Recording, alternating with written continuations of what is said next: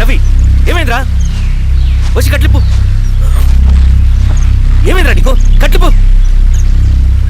రే, ఆ పోలీసుకు లొంగిపోవటం, ప్రెస్ మీట్లు మాట్లాడటం అంతా నిజం అనుకుంటున్నావా? రే, అవంతా ఒక స్ట్రాటజీరా. యుద్ధంలో శత్రుబలు పెరిగినప్పుడు మనం మొండిగా ఎదురెళ్ళకూడదు, లొంగిపోయినట్టు నటించాలి. అది నిజంగా లొంగిపోవడం కాదురా, శత్రువుని ఏమార్చడం. నేను అదేరా చేశాను. అది నిజం అనుకోకు. ముందు కట్లిప్పు రవి. విప్లవంలో నష్టం అన్ని వైపు నుంచి వస్తుంది. నువ్వు నేను ఇంకా మిగిలి ఉన్నాం కదా, ఇంకొక దళాన్ని నిర్మిద్దాం, విప్లవాన్ని కొనసాగిద్దాం. ముందు కట్లిప్పురా. ఏంట్రా నువ్వు మాట్లాడిన ప్రతిసారి నాకు చప్పట్లు కొట్టాలనిపిస్తుంది అన్న. నువ్వు చెప్పేది నమ్మాలనిపిస్తుంది. ఇప్పుడు కూడా నమ్మేవాడిని, కానీ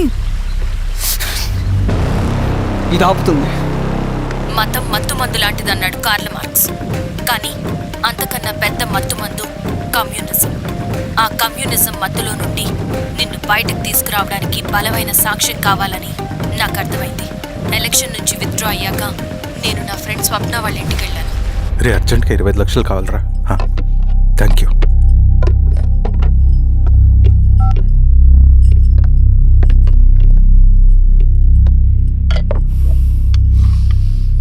చాలు.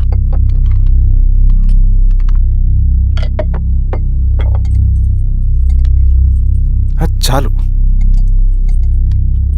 చలో అని చెప్పాను కదా, అర్థం కాదే? ఏవండి ఏవండి,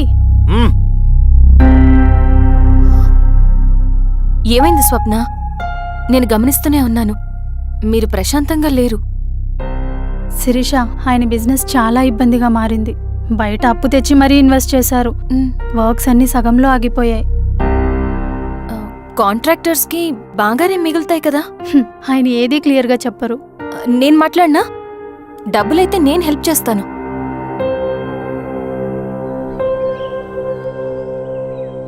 అన్నయ్య, చెప్పమ్మా. మీరు డబ్బు గురించి ఏదో ఇబ్బంది పడుతున్నారని అర్థమైంది. అవునమ్మా, ఈ ఏజెన్సీ కాంట్రాక్టర్ బతికే ఇంత ఏది సాఫీగా ఉండదు. అన్ని వైపుల నుంచి అడ్డంకులే. ప్రజల ప్రయోజనం కోసం బిల్డింగ్లు, బ్రిడ్జ్లు కట్టాలి, అడ్డమైన వాళ్ళకి లంచం ఇచ్చుకోవాలి. ఇప్పుడు ఈ నక్సల్స్ ఒకళ్ళు తయారయ్యారు. నా బ్రతుక్కి పని పూర్తయ్యేదాకా ఫండ్స్ లిస్ట్ చేయరు, వీళ్ళేమో పని చేయనివ్వరు. ఏం చేయాలో అర్థం కావట్లేదు. నక్సల్సా? నక్సల్స్కి ఏంటి సంబంధం? అదే కదా సమస్య. బయట ప్రజల కోసం మేము ఉన్నామంటారు, లోపల ఎక్స్ట్రాక్షన్కి అలవాటు పడ్డారు. ఎవరు కరెక్ట్గా లేరమ్మా. ఎక్కడి వాళ్ళన్నయ్య? పినపాకం మండలం నక్సల్స్ 25 లక్షలు అడిగారు.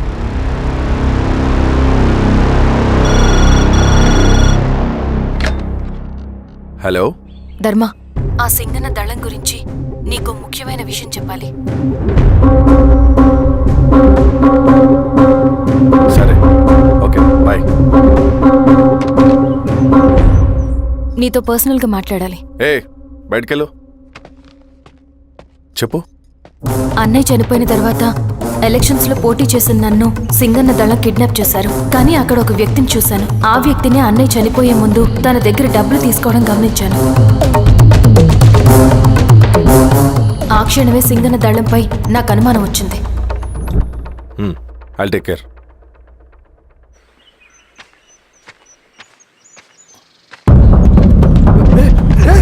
భయపడదు, మీ చంద్రుడు మనుషులు.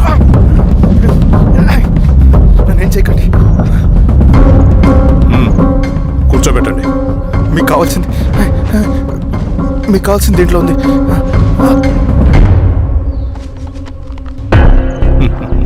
కాంట్రాక్టర్ డబ్బులు కదా, కొత్తగా ఉన్నాయి.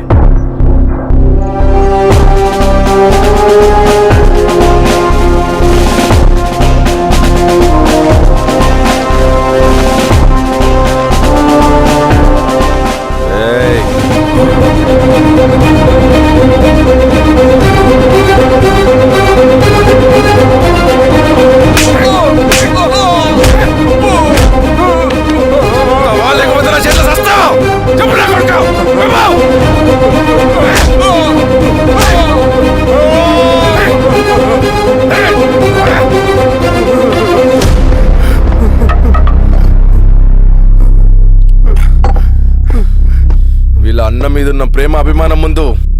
పోలీస్ లాఠీలు ఓడిపోయాయి.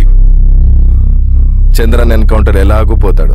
కానీ విచిత్రం ఏంటంటే వాడి భార్య నర్సమ్మ, కూతురు మమత, కొడుకు నరేష్ మరో ఎన్కౌంటర్లో పోవడం చాలా బ్యాడ్ న్యూస్. చెప్ శిరీష, ఏం చేయమంటావు? నువ్వు ఒక డెసిషన్ తీసుకున్న తర్వాత ఎవరి మాట వినవు కదా. హే దాస్, సార్. రేపు మార్నింగ్ న్యూస్ పేపర్ వద్దని చెప్పు. సరే సార్. తెలిసిన విషయం మళ్ళీ మళ్ళీ చదవాలంటే చాలా బోరింగ్. నేను చెప్తాను సార్, జరిగింది మొత్తం నేను చెప్తాను సార్. సింగన్న దగ్గర నేను 20 సంవత్సరాల నుంచి పనిచేస్తున్నారు సార్. పేదవాళ్ళ కోసం అన్న చేస్తున్న ఉద్యమంలో మేమందరం చాలా కష్టపడి పనిచేసేవాళ్ళం. కానీ ఒకరోజు నేను చెప్పిందంతా చెప్పి ఈశ్వర్ రెడ్డి దగ్గర 10 లక్షలు తీసుకురండి. దేనికన్నా ఇదంతా? దేనికేంటి? మొన్న ఆ కాంట్రాక్టర్ దగ్గర నుంచి, నిన్న బిల్డర్ దగ్గర నుంచి, ఈరోజు ఈశ్వర్ రెడ్డి దగ్గర నుంచి. అధికారం కోసం. డబ్బు ఉంటే అధికారం వస్తుంది, అధికారం ఉంటే డబ్బు వస్తుంది. నాకు రెండూ కావాలి. హిట్లర్ పెయింటర్ అవుదామని అకాడమీలో జాయిన్ అవ్వాలనుకున్నాడు, కానీ పనికిరాడని చెప్పి రిజెక్ట్ చేశారు. హిట్లర్ ఏం చేశాడు? నాజీ పార్టీ పెట్టి జూస్కి అగేన్స్ట్గా అందరినీ కూడగట్టి ప్రపంచాన్ని ఉనికిచ్చాడు. మొహమ్మద్ అలీ జిన్నా నేషనల్ కాంగ్రెస్ పార్టీలో ఎదగాలనుకున్నాడు, ఎప్పుడూ పట్టించుకోలేదు. ముస్లిం లీగ్ పార్టీ పెట్టి ఇండియాని రెండుగా చీల్చేశాడు. పాకిస్తాన్కి ప్రధానమంత్రి అయ్యాడు. ప్రపంచంలో ఎక్కడైనా సరే 2 కులాలు, 2 మతాలు, 2 ప్రాంతాల మధ్య చిచ్చు పెడితే చాలు, అధికారం వెతుకుంటూ మన కాళ్ళ దగ్గరకు వస్తుంది. జమ్మూ అండ్ కాశ్మీర్ నుంచి మహారాష్ట్ర, గుజరాత్ ఎక్కడైనా సరే, ఎవరైనా సరే ఇదే గేమ్. నేను అంతే. ఒక మామూలు కార్యకర్తగా దళంలో చేరాను నేను. కానీ ఈరోజు న్యూస్ పేపర్లైనా సరే, జనాల్లో అయినా సరే, ఎక్కడైనా సరే ఒకే పేరు, Singanna, Singanna, Singanna. And I love that. Naxals కొంటే ఈ అడవినే శాసిస్తాం, రాజకీయాల్లోకి వస్తే రాష్ట్రాన్ని శాసిస్తాం. చంద్ర, మన చదువులకి, మన తెలివితేటలకి ఈ అడవిలోనే మగ్గిపోవాలా? నువ్వే ఆలోచించుకో. ఆ మాటలు విన్న నేను ఆలోచనలో పడ్డాను. తన స్వార్థం కోసం ఉద్యమమును పెడదారి పట్టిస్తున్నాడని అప్పుడే అర్థమైంది. కానీ నాకు వేరే దారి లేదు. సింగన్న ఆదేశం ప్రకారం మేము వెంటనే వెళ్ళి ఈశ్వర్ రెడ్డిని కలిశాం. సింగన్న పార్టీ ఫండ్ కోసం 10 లక్షలు ఇమ్మన్నారు.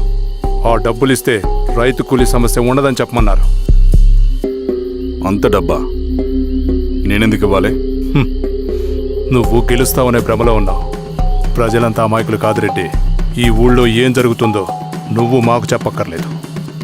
మీకు పార్టీ ఫండ్ ఇస్తే మాత్రం నేను గెలుస్తానని గ్యారంటీ ఏంటి? తప్పకుండా గెలుస్తావు. ఆలోచించుకో, తెలివైన వాడివి.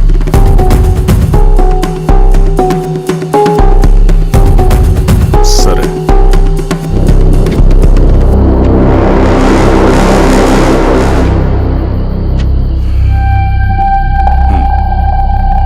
కానీ నాదో కండిషన్.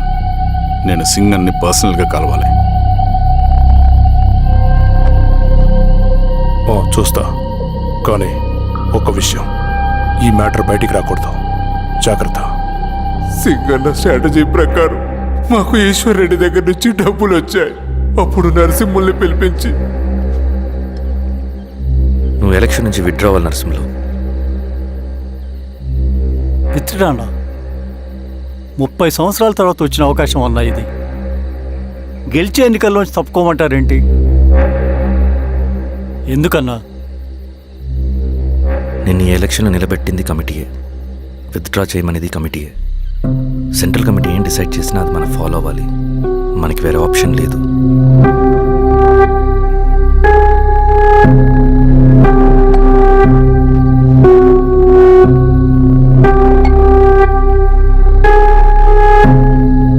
నన్ను నమ్ముకుని చాలామంది ఉన్నారన్నా. మీరు వద్దన్నా సరే నేను ఇండిపెండెంట్గా పోటీ చేస్తా. నీ పట్టుదల నాకు అర్థమైంది నరసింహులు.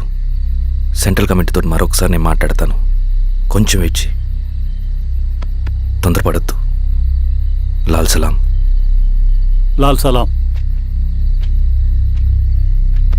తన మాటకి ఎదురు చెప్పిన నరసింహుల్ని క్రూరంగా హత్య చేయించి, ఆ హత్యను ఈశ్వర్ రెడ్డి చేయించాడని అందరినీ నమ్మించి, ఆ తర్వాత ఈశ్వర్ రెడ్డిని కూడా. ఏంటి ఈశ్వర్ రెడ్డి గారు, కలుద్దామనుకున్నాం కానీ ఇలా కలుస్తామనుకోలేదు. ఏంటంత కోపం? ప్రజానాయకుడు నరసింహను చంపినందుకు నీకు మరణదండనే. ఇంతకి నన్ను ఎందుకు కలుద్దామనుకున్నావు? నర్సన్ చావుకి నాకు ఏ సంబంధం లేదు. నిన్ను కలిసి ఊరు సమస్యలు, ప్రజా సమస్యలు పరిష్కరించు. అడవికి సింహం రాజు, అడవైనా ఊరైనా ఈ సింగన్నే రాజు.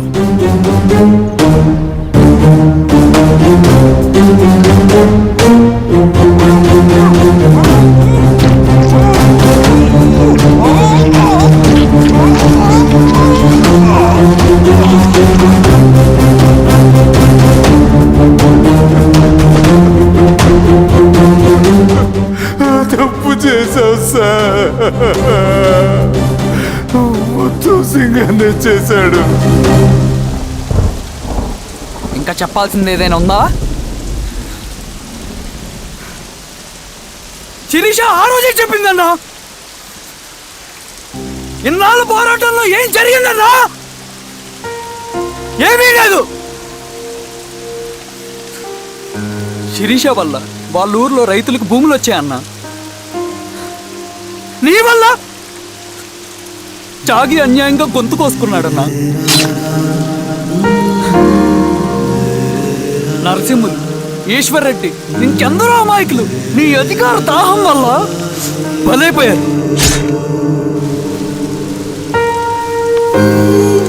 వీరస్వామి, పల్లెనప్పన్, ఇంకెంతో మంది పోలీసులు నీ కుట్రల్లో కాలిపోయారన్నా.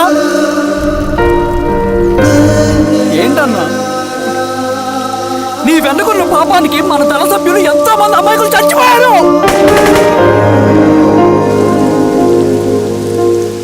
ఆ జనాలు అమాయకులన్నా. నువ్వు మాటలు చెప్పి రెచ్చగొడితే నువ్వేదో సమాజాన్ని ఉద్ధరిస్తావని నీ వెనుకున్నారు.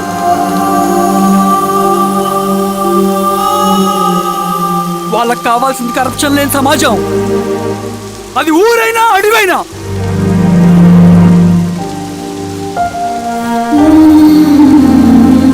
దేవతలాంటి అమ్మాయి అన్న బతికినంతకాలం అందరి జీవితాన్ని బాగు చేసిందన్న.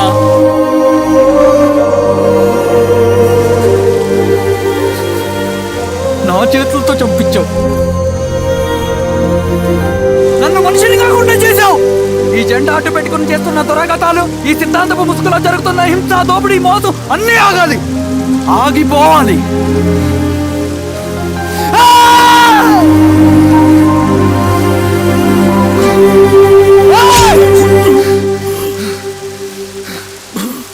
నువ్వు చెప్పిన సమాజం స్థాపితం కావాలంటే